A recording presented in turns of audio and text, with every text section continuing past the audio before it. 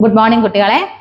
നമ്മൾ ഇന്ന് NIOS മലയാളം ചാപ്റ്ററായ 4ാമത്തെ ചാപ്റ്ററാണ് നമ്മളിവിടെ നോക്കാൻ പോകുന്നത്. അതിൻ്റെ പേരെന്ന് പറയുന്നത് മനുഷ്യപുത്രി എന്നാണ്. ഓക്കെ, നമുക്ക് ആദ്യം കഥ ആരംഭിക്കുന്നതിന് മുമ്പ് നമുക്കിതിൻ്റെ കഥാപാത്രങ്ങളും അതിൻ്റെ കഥാകൃത്തിനെ നമുക്ക് പരിചയപ്പെടാം. ആദ്യമായിട്ട് നമ്മൾ ഇതിൻ്റെ ഒരു കാര്യമാണ് നമ്മൾ നോക്കുന്നത്. ഇത് എഴുതിയിട്ടുള്ളത് ലളിതാംബിക അന്തർജനം എന്ന് പറയുന്ന പ്രശസ്തയായ ഒരു കവിയത്രിയാണ്. അവർ എന്താണ് ആദ്യം മലയാള സാഹിത്യത്തിലെ ഒറ്റ നോവൽ കൊണ്ട് തന്നെ എന്ത് ചെയ്തു സ്ഥിരപ്രതിഷ്ഠ നേടിയ ഒരു കഥാകാരിയാണ് നമ്മുടെ ലളിതാംബിക അന്തർജനം എന്ന് പറയുന്ന വ്യക്തി. അവർ എഴുതിയ മിക്ക കഥകളിലും എന്താണ് പല തരത്തിലുള്ള ദുരാചാരങ്ങളെ കുറിച്ചും സാമൂഹ്യത്തിൽ നിലനിന്നിരുന്ന തിന്മകളെ കുറിച്ചും എടുത്ത് കാട്ടുന്ന തരത്തിലുള്ള കവിതകളാണ് അവര് എഴുതിയിട്ടുള്ളത്. ഓക്കെ, അപ്പൊ നമുക്ക് ഇതിൽ പഠിക്കാനുള്ളത് 50 കാലത്ത്, അതായത് 1950കളിൽ സംഭവിച്ച കുറച്ച് കാര്യങ്ങളെ കുറിച്ചാണ് ഇവിടെ എന്ത് ചെയ്യുന്നത് പരാമർശിക്കുന്നത്. കേരളത്തിൽ കുറച്ച് സാമൂഹ്യ മാറ്റങ്ങൾക്ക് കാരണമായ കുറച്ച് സംഭവങ്ങളും ഇതിലുണ്ട്. നമുക്കിതിൽ ആദ്യമായിട്ട് പഠിക്കുമ്പോൾ പണ്ട് കാലത്ത് 50കളിൽ നിലനിന്നിരുന്ന ദുരാചാരങ്ങൾ അല്ലെങ്കിൽ സാമൂഹ്യ മാറ്റം എന്ന് പറയുന്നത് അന്നത്തെ കാലത്ത് ജന്മിത്വ വ്യവസ്ഥ അതികഠിനമായി നിലനിന്നിരുന്നു. നിങ്ങൾക്ക് എല്ലാവരും മുമ്പത്തെ ക്ലാസ്സുകളിൽ പഠിച്ചിട്ടുണ്ടായി. ജന്മിത്വ വ്യവസ്ഥ എന്താണ്? ജന്മികൾക്ക് പ്രാധാന്യം നൽകുന്ന ആ ഒരു വ്യവസ്ഥ നിലനിന്നിരുന്ന കാലത്ത് അന്ന് ബ്രാഹ്മണൻസ്, അതായത് അന്ന് മുൻനിലയിലുള്ള ആൾക്കാർ എന്ത് ചെയ്യുന്നുണ്ട്, അടിയാന്മാരോട് പെരുമാറുന്ന രീതികൾ അല്ലെങ്കിൽ അവിടെയുള്ള സ്ത്രീജനങ്ങൾ, മുൻനിരയിലുള്ള സ്ത്രീജനങ്ങൾ അടിയാന്മാരോട് പെരുമാറുന്ന രീതികൾ എല്ലാം തന്നെ വരച്ച് കാട്ടിയെടുക്കുന്ന ഒരു കഥ അല്ലെങ്കിൽ നോവലാണ് ഈ മനുഷ്യപുത്രി എന്ന് പറയുന്നത്. ഇതിൽ നമ്മുടെ മെയിൻ കഥാപാത്രം എന്ന് പറയുന്നത് ഗോവിന്ദൻ കുട്ടി എന്ന് പറയുന്ന ഒരു പൊതുപ്രവർത്തകനും പിന്നെ കുഞ്ഞാത്തമ്മ എന്ന് പറയുന്ന ഒരു സ്ത്രീയുമാണ്. അപ്പൊ ഇവരിൽ നിന്നാണ് കഥ നമ്മൾ ആരംഭിക്കുന്നത്. ആദ്യം കഥ നമുക്ക് തുടങ്ങുന്നത് തന്നെ ഇവർ തമ്മിലുള്ള നാടകീയമായ സംഭാഷണം അല്ലെങ്കിൽ കണ്ടുമുട്ടലിലൂടെയാണ് ഈ കഥ പുരോഗമിക്കുന്നത്. അപ്പൊ നമുക്ക് കഥയിലോട്ട് പോകാം. ആരൊക്കെയാണ്? കുഞ്ഞാത്തമ്മയും ഗോവിന്ദൻ കുട്ടി എന്ന് പറയുന്ന പൊതുപ്രവർത്തകരും. ആദ്യമായി നമ്മുടെ കഥ ആരംഭിക്കുമ്പോഴത്തേക്കും പൊതുപ്രവർത്തകൻ എന്ന് പറയുമ്പോൾ നമുക്കറിയാം സാമൂഹികമായിട്ട് പല ബന്ധങ്ങളും ഉണ്ട്.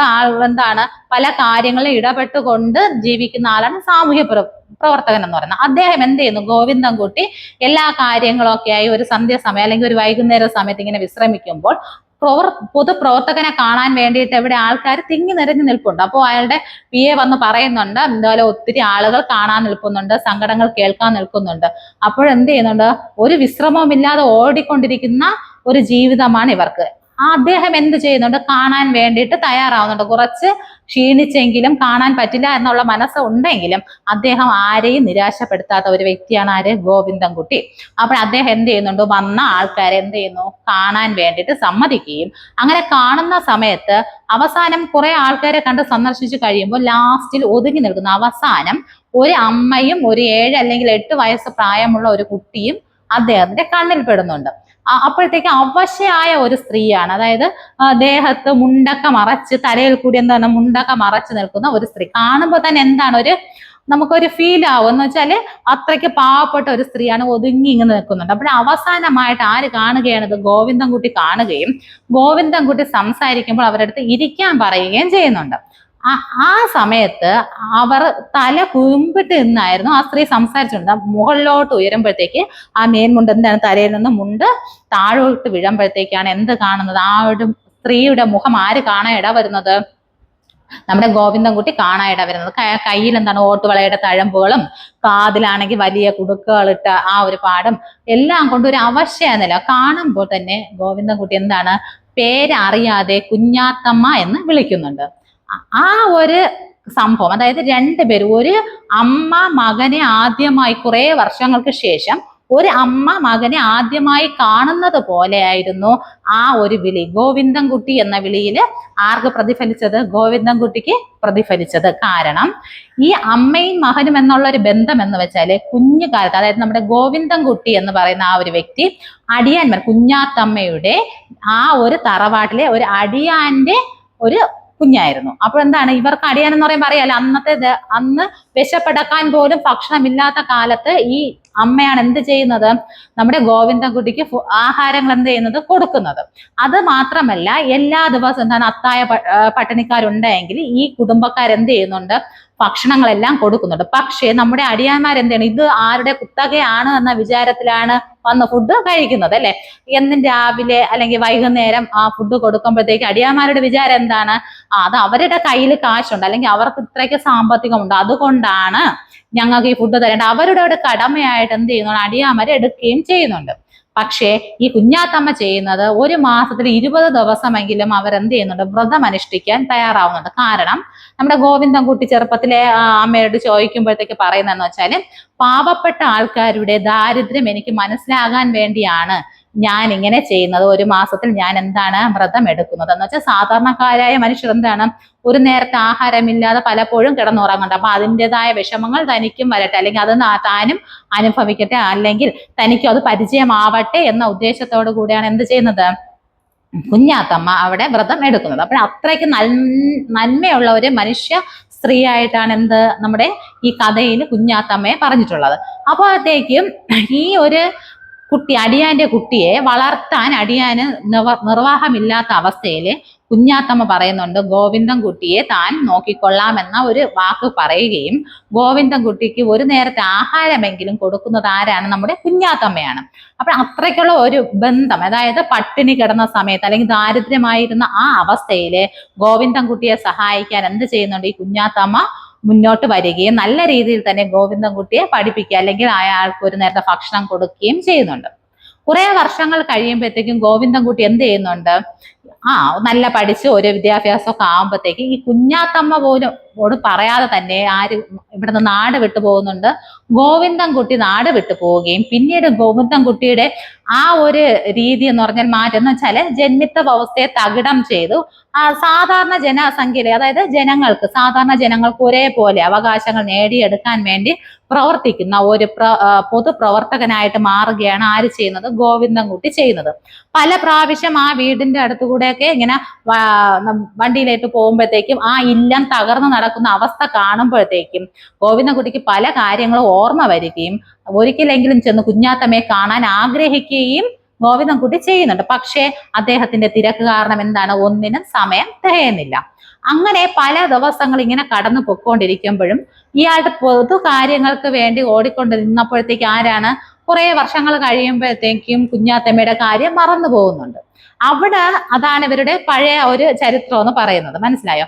അതിനുശേഷം ഇപ്പോഴത്തേക്കാണ് ഈ ഒരു വലിയൊരു പൊതുപ്രവർത്തകൻ എന്ന ഒരു പദവിയിൽ ഇരിക്കുമ്പോഴത്തേക്കാണ് കുഞ്ഞാത്തമ്മ ആരെ കാണാൻ വരുന്നത്, നമ്മുടെ ഗോവിന്ദൻകുട്ടിയെ കാണാൻ വരുന്നത്. ഗോവിന്ദൻകുട്ടി ആ അമ്മയെ കാണുമ്പോഴത്തേക്ക് എന്താണ്, ആശ്ചര്യപ്പെടുകയാണ് ചെയ്യുന്നത്. പക്ഷേ ഇത് പരിഭവമോ ഒന്നും ആര് കാണിക്കുന്നില്ല, നമ്മുടെ കുഞ്ഞാത്തമ്മ ദേഷ്യമോ പരിഭവമോ കുറ്റമോ ഒന്നും കാണിക്കുന്നില്ല. പകരം എന്താണ്, ആ ഒരു സ്നേഹവും ഒരു നാമജപത്തിന്റെ ഒരു ഈണത്തിൽ അല്ലെങ്കിൽ ആ ഒരു ദയ അല്ലെങ്കിൽ ആ ഒരു വിനയത്തോടു കൂടി മാത്രമേ നമ്മുടെ കുഞ്ഞാത്തമ്മ ഗോവിന്ദൻകുട്ടിയോട് പെരുമാറുകയും ചെയ്യുന്നുള്ളൂ. അവിടെ നമുക്ക് കാണാൻ പറ്റുന്നത് ഒരമ്മയും മകനും എങ്ങനെയാണ്, അല്ലെങ്കിൽ ഒരു അമ്മയും മകനും എങ്ങനെയാണ് കുറെ വർഷങ്ങൾക്ക് ശേഷം കണ്ടുമുട്ടുന്നത്. ആ സംഭവം, അതായത് ആത്മ ബന്ധം എന്ന് പറയുന്നത് പോലെയാണ് നമുക്ക് വായിക്കുമ്പോഴത്തേക്ക് അതിലും മനസ്സിലാക്കാൻ കഴിയുന്നത്. ഓക്കെ, അത് കഴിഞ്ഞിറങ്ങുമ്പോഴത്തേക്ക് നമ്മുടെ കുഞ്ഞാത്തമ്മ ഒരേ ഒരു കാര്യമാണ് ഗോവിന്ദൻകുട്ടിയോട് പറയുന്നത്. എന്താണ്, ഇത് തൻ്റെ ചെറുമകനാണെന്നും തൻ്റെ ചെറുമകനെ സ്കൂളിൽ ഒന്ന് ചേർക്കാൻ അനുവദിക്കണമെന്നും അതിനു വേണ്ടി എന്തെങ്കിലും ചെയ്യണമെന്നാണ് ആര് പറയുന്നേ, കുഞ്ഞാത്തമ്മ പറയുന്നത്. അതിന് കാരണം എന്തെന്ന് വെച്ചാല് ഇവരുടേതായ പരിശ്രമം, അതായത് പൊതുപ്രവർത്തകർ പരിശ്രമിച്ച് ഇപ്പൊ ജന്മിത്ത വ്യവസ്ഥയൊക്കെ തകിടം പറഞ്ഞു. അപ്പോൾ ഈ മുന്നോട്ട് നിൽക്കുന്ന ആൾക്കാർക്ക് ഇപ്പൊ എന്താണ്, ജാതി വ്യവസ്ഥയുടെ പേരിലായാലും സ്കൂളുകളിൽ പ്രവേശനം നിഷേധിക്കപ്പെടുന്ന അവസ്ഥയാണ്. ഈ കുഞ്ഞാത്തമ്മ ഇങ്ങനെ പലതരത്തിലുള്ള ദാനധർമ്മങ്ങൾ നടത്തി ഇല്ലം ക്ഷയിച്ചു, വസ്തുവകകൾ വിറ്റു, അങ്ങനെ പലതരത്തിലുള്ള പ്രശ്നങ്ങൾ നേരിട്ടതിന് ശേഷമാണ് കുഞ്ഞാത്തമ്മ ഈ ഒരു അവസ്ഥയിലായത്. അവരുടെ ഈ ദാനധർമ്മങ്ങൾ തന്നെയാണ് അവരെ ഈ അവസ്ഥയിലോട്ട് എത്തിച്ചതെന്ന് നമുക്ക് വേണമെങ്കിൽ പറയാം. എന്ന് വെച്ചാല് പട്ടിണി കിടക്കുന്ന ആൾക്കാർക്ക് അന്നം കൊടുത്തും വിറ്റ്, അതായത് അവരുടെ സാമ്പത്തികം, അതായത് വീടും പറമ്പും ഒക്കെ വിറ്റ് പറക്കിയാണ് ഇവരെന്ത് ചെയ്തത്, ദാനധർമ്മങ്ങൾ നിർവഹിച്ചത്. അവസാനം എന്ത് ചെയ്തു, കുഞ്ഞാത്തമ്മയ്ക്ക് കയറി കിടക്കാനായിട്ട് ഒരു ഇടം ബാക്കിയില്ല. അതിനുശേഷം എന്ത് ചെയ്തു, വയ്യാത്ത ഒരു മകനും അവിവാഹിതയായ ഒരു മോളുമാണ് ആർക്കുണ്ടായത്, കുഞ്ഞാത്തമ്മയ്ക്ക് ഉണ്ടായിരുന്നു. അവർ എന്ത് ചെയ്യുന്നു, വേറൊരു അടിയാൻ, ഇവർ സഹായിച്ച വേറൊരു അടിയാന്റെ കുടിലോട്ട് മാറുകയാണ് കുഞ്ഞാത്തമ്മ ചെയ്യുന്നത്. ഇപ്പോൾ സ്ഥിതിഗതികൾ എങ്ങനെയാണ്, ഒരു ചെറിയ ഒരു ഓലമേഞ്ഞ കുടിലാണ് ആര് താമസിക്കുന്നത്, ഒരു അടിയാന്റെ വീട്ടിലാണ് ആര് താമസിക്കുന്നത്, നമ്മുടെ കുഞ്ഞാത്തമ്മ താമസിക്കുന്നത്. അവിടെ രോഗബാധിതയായ മകനുണ്ട്, പിന്നെ അവിവാഹിതയായ ഒരു മോളുണ്ട്. അവരുടെ ആ മോന്റെ കുഞ്ഞാണ് എന്താണ് കൂടെ വന്നിട്ടുള്ളത്. പക്ഷെ എന്ത് ചെയ്യാൻ പറ്റുന്നില്ല, അവർക്ക് ജോലി ചെയ്ത് കുഞ്ഞിനെ പോറ്റാനോ ഈ കുഞ്ഞിനെ സ്കൂളിൽ വിടാനോ ഒന്നും കഴിയുന്നില്ല. ഈ പ്രശ്നങ്ങളൊക്കെ നടക്കുന്ന ആ ഒരു സമൂഹത്തിലാണ് ഇന്ന് അവർ ജീവിക്കുന്നത്. പക്ഷെ അതിനുവേണ്ടി ആരെ കാണാനാണ് വന്നിരിക്കുന്നത്, ഇപ്പൊ നമ്മുടെ ഗോവിന്ദൻകുട്ടി എന്ന് പറയുന്ന ആ ഒരു പൊതുപ്രവർത്തകനെ കണ്ടാൽ തന്റെ കുഞ്ഞിന് എന്തെങ്കിലും ഒരു സഹായം കിട്ടും എന്ന ഉദ്ദേശിച്ചാണ് ആരെ കാണാൻ വന്നിരിക്കുന്നത്, കുഞ്ഞാത്തമ്മ നമ്മുടെ ഗോവിന്ദൻകുട്ടിയെ കാണാൻ വരികയും ആദ്യമായി ഒരു നിർദ്ദേശം, അതായത് ഒരു അഭിപ്രായം അല്ലെങ്കിൽ ഒരു അപേക്ഷ വയ്ക്കുകയും ചെയ്യുന്നു. തൻ്റെ ഈ ചെറുമകനെ എന്ത് ചെയ്യണം, സ്കൂളിൽ ഒന്ന് ചേർക്കണം. മോനെ പഠിക്കാൻ, അവിടെ നമുക്ക് മനസ്സിലാവുന്നത് മോനെ പഠിക്കാൻ വേണ്ടിയല്ല, അല്ലെങ്കിൽ ചെറുമോനെ പഠിക്കാൻ വേണ്ടിയല്ല, ഒരു നേരത്തെ ഉച്ചയ്ക്കുള്ള ആഹാരം കഴിക്കാൻ വേണ്ടിയിട്ടാണ് താൻ സ്കൂളിൽ മകനെ ആക്കുന്നത് എന്നും ഗോവിന്ദൻകുട്ടിയോട് കുഞ്ഞാത്തമ്മ പറയുന്നുണ്ട്. അപ്പോൾ നമുക്ക് അവിടെ മനസ്സിലാകുന്നത് അത്രയ്ക്ക് ദയനീയമായ ഒരു അവസ്ഥയിലോട്ട് ആരെത്തിയിരിക്കുന്നു, നമ്മുടെ കുഞ്ഞാത്തമ്മ എത്തപ്പെട്ടിരിക്കുകയാണ് ചെയ്യുന്നത്. മനസ്സിലായോ എന്ന് വെച്ചാല് അത്രയ്ക്ക് വലിയ ഒരു കുടുംബത്തിൽ ജനിച്ച്, തറവാട്ടിൽ ജനിച്ച് ദാനധർമ്മങ്ങൾ നടത്തി ഇന്ന് കാണുന്ന ഈ ക്ഷയിച്ച ഈ ഒരു അവസ്ഥയിലോട്ട് ആര് മാറിയിരിക്കുന്നു, കുഞ്ഞാത്തമ്മ മാറിയിരിക്കുന്നു. ഒരു നേരത്തെ ഭക്ഷണം കിട്ടാൻ നിവർത്തിയില്ലാത്ത അവസ്ഥയിലോട്ട് കുഞ്ഞാത്തമ്മ മാറിയിരിക്കുകയാണ്. അതിനു വേണ്ടി തൻ്റെ ചെറുമോനെങ്കിലും ഒരു നേരത്തെ ആഹാരം കഴിച്ചു കിടക്കട്ടെ എന്ന ഉദ്ദേശത്തോടു കൂടി സ്കൂളിൽ ചേർക്കാനുള്ള അപേക്ഷയുമായിട്ടാണ് ആരെത്തിയത്, നമ്മുടെ കുഞ്ഞാത്തമ്മ എത്തിയത്. ഓക്കെ, ആ സമയം ഗോവിന്ദൻകുട്ടി കാര്യങ്ങളൊക്കെ കേൾക്കുകയും ഗോവിന്ദൻകുട്ടി എന്ത് ചെയ്യുന്നുണ്ട്, അതിന് പരിഹാരമായിട്ട് കാണാൻ വേണ്ടിയിട്ട് അദ്ദേഹം ഇന്ന് ഏറ്റെടുത്ത കുറേയേറെ പൊതുപ്രവർത്തകനാണെന്ന് പറഞ്ഞു നമ്മൾ അല്ലെ. അപ്പോൾ കുറേയേറെ കാര്യങ്ങൾ അദ്ദേഹത്തിന് ചെയ്ത് തീർക്കാനുണ്ടായിരുന്നു. അപ്പൊ എന്ത് ചെയ്തു, അദ്ദേഹം അതെല്ലാം മാറ്റിവെച്ചു. ആർക്ക് വേണ്ടി ഒത്തിരി വലിയ മീറ്റിങ്ങുകളൊക്കെ മാറ്റിവെച്ചു, പല പല സമ്മേളനങ്ങളൊക്കെ മാറ്റിവെക്കുകയും കുഞ്ഞാത്തമ്മയുടെ അടുത്ത് കൂടെ എന്ത് ചെയ്യുന്നു, ഇദ്ദേഹം പ്രശ്നം പരിഹരിക്കാൻ വേണ്ടി, അതായത് കുഞ്ഞിനെ സ്കൂളിൽ ചേർക്കാനുള്ള ആ ഒരു ഉത്തരവാദിത്തം ആര് ഏറ്റെടുക്കുന്നുണ്ട്, ഗോവിന്ദൻകുട്ടിയോ ഏറ്റെടുത്തുകൊണ്ട് കുഞ്ഞാത്തമ്മയ്ക്ക് വേണ്ടിയിട്ടും അദ്ദേഹം പ്രവർത്തിക്കാൻ തയ്യാറായി പോകുന്നത് വരെയാണ് ഈ കഥ ഇവിടെ അവസാനിക്കുന്നത്. അതിമനോഹരമായി ആ സമൂഹ വ്യവസ്ഥയെ വരച്ചു കാട്ടിയിരിക്കുകയാണ് ലളിതാംബിക അന്തർജനം എന്ന് പറയുന്ന അതിപ്രഗത്ഭയായ കഥാകാരി നമുക്ക് പറഞ്ഞു തരുന്നത്. ഓക്കെ, അപ്പൊ നിങ്ങൾ ചെയ്യേണ്ടത് ഇത്ര മാത്രമാണ്. ഇതില് ഈ വീഡിയോയുടെ താഴെ ഞാൻ 5 ക്വസ്റ്റ്യൻസ് കൊടുത്തിട്ടുണ്ടായിരിക്കും എന്തൊക്കെയാണെന്നുള്ളത്.